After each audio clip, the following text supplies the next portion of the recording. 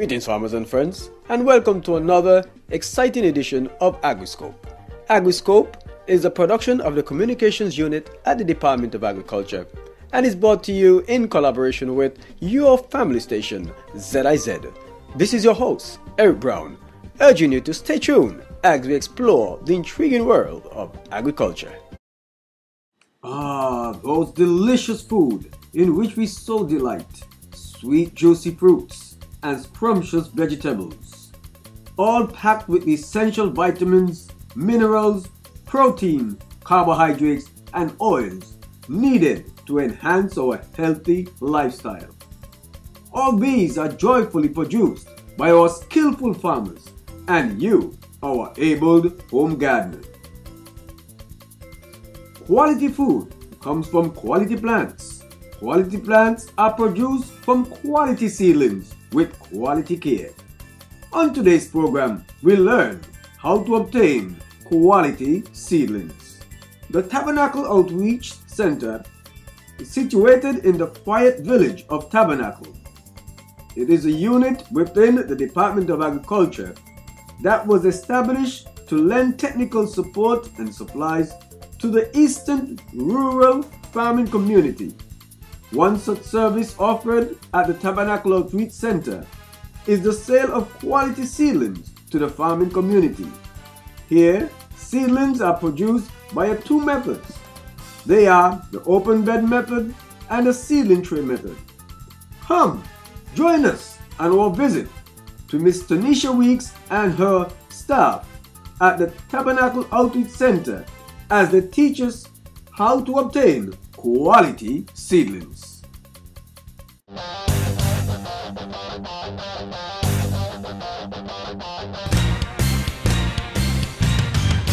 Food security is our responsibility. Must win! We're here with Miss Tanisha Weeks at the Tabernacle Outreach Center, and we're going to learn something about seedling production today. Miss Tanisha Weeks, welcome to our program today, and thank you for having us here at the Tabernacle Outreach Center. Thank you for coming too. Can you please tell us what is the Tabernacle Outreach Center and what is its purpose?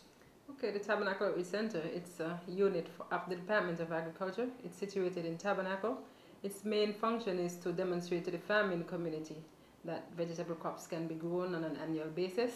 We provide services such as selling farming inputs to farmers, and we also do seedlings on a supply and demand basis. You mentioned about producing quality seedlings.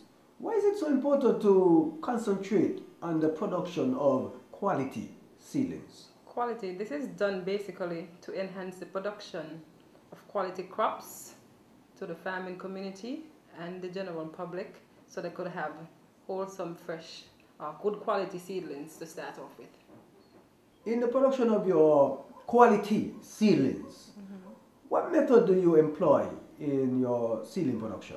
Okay, here at the center we do two methods basically. We have the open pollinated or the open bed method, and we have the seedling trays.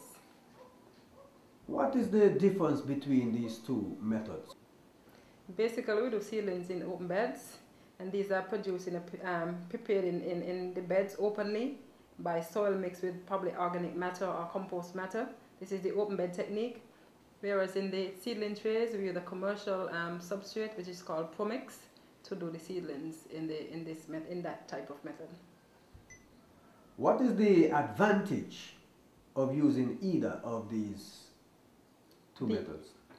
The advantage of using the open bed method is basically because when we prepare the open bed, when we do the open bed technique, we use probably an organic matter or compost.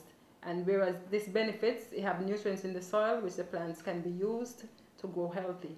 Whereas in the seedling trays, the commercial substrate that we use, we normally add NPK or Bluetrex, which is in the ratio of 20-20, 20% nitrogen, 20% phosphate, 20% potassium.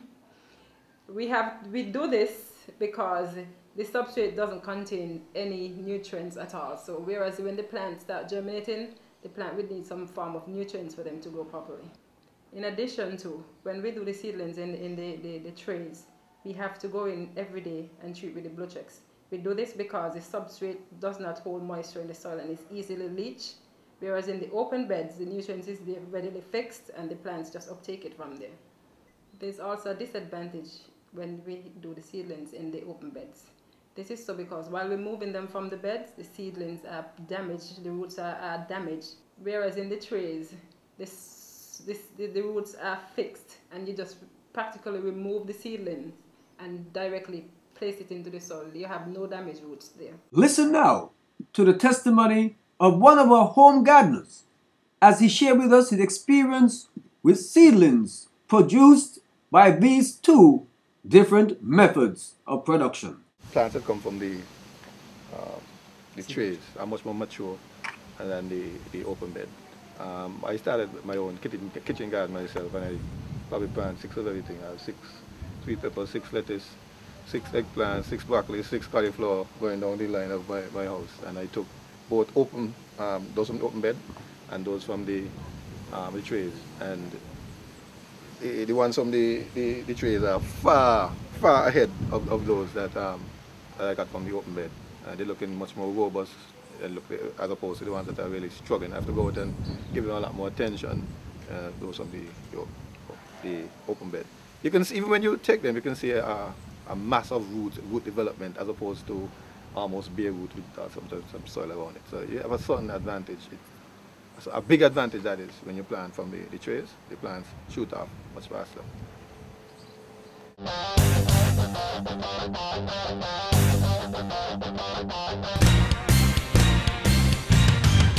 Food security is our responsibility. Must win! The steps of producing good seedling in trays.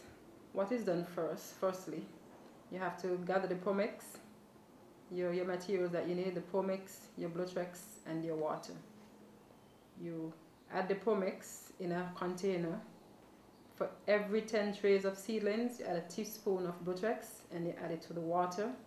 After which, you take the tray and you fill the tray with soil. Make sure that it's compact. After it has been compact, you get the seeds and you place a seed in each one of the cells. After which, you cover lightly with the pomix, you water, and you set aside and allow it to germinate. You set aside in any secure area, cover with probably a piece of netting, a plastic, something, so that no rodents or whatever rodents could go in and probably eat the seeds. And you wait for practically 7 days for germination, and after germination, you remove it and you place it in the greenhouse and allow the seedlings to grow. There are certain things that you should know for the caring of seedlings. These include, after the seedlings have germinated and you've placed them in a secure area and allowed for them to grow, one has to take into consideration if there are heavy rains, you have to probably go in and treat every other day with a fungicide, because the heavy rain cause damping off of these seedlings. So you have to monitor your seedling properly for damping off. 1, 2, for any form of insect, whether it is cutworms, whatever, and treat as if necessary. If damping off occurs in your seedlings, there are several chemicals or several fungicides that one could use. This Phyton 27 can be used, Mancocide or Acrobat. What about insecticide? What insecticide they could use? In terms of insecticide, we could either use Decis, Diazinon, Numectin, Cure, any one of those insecticides to treat your plants. You can make your very own homemade solution to treat damping off and ward off insects such as cutworms and aphids. You will need 3 ounces of minced garlic, 30 milliliters of mineral oil, 2 large hot peppers, 1 teaspoon of dish liquid, and 600 milliliters of water. To make your solution, soak 3 ounces of minced garlic in 2 tablespoons or 30 milliliters of mineral oil for 24 hours. Next, strain out the garlic. Blend 2 large hot peppers in 600 milliliters of water. Then strain out the pepper residues. Mix together the garlic oil and pepper solutions along with 1 teaspoon of dish liquid.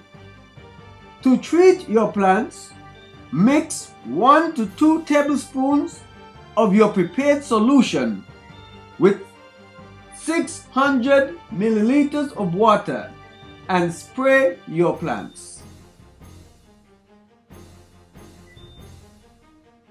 Homemade mixtures do not have preservatives. Therefore, discard any remaining solution by pouring it on your garden bed. Caution: keep solution away from children and pets, as they can be very irritable. Also, if you have sensitive skin, it is advised that to use gloves and keep the solution away from your eyes. Points to note: when treating plants with new sprays, test it on 1 or 2 leaves of your plants to ensure that your foliage do not burn.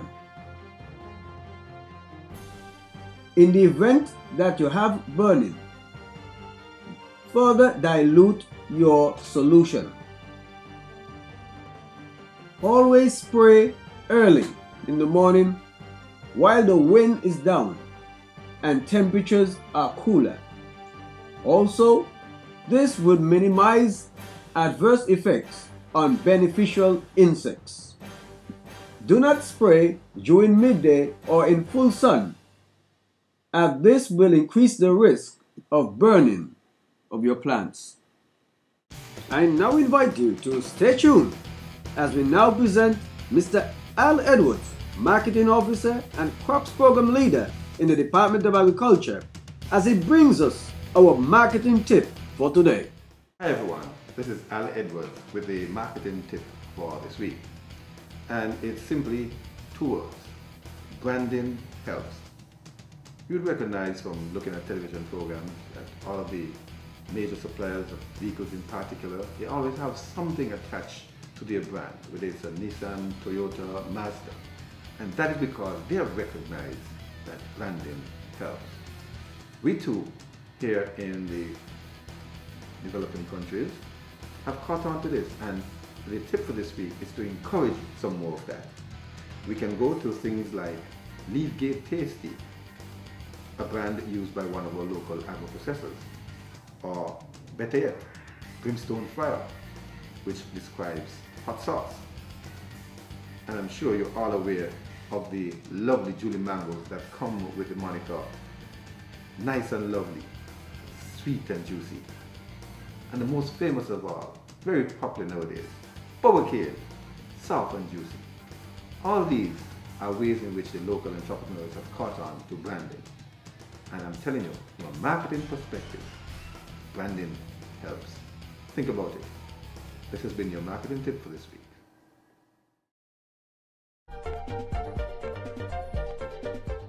This brings us to the end of our program today.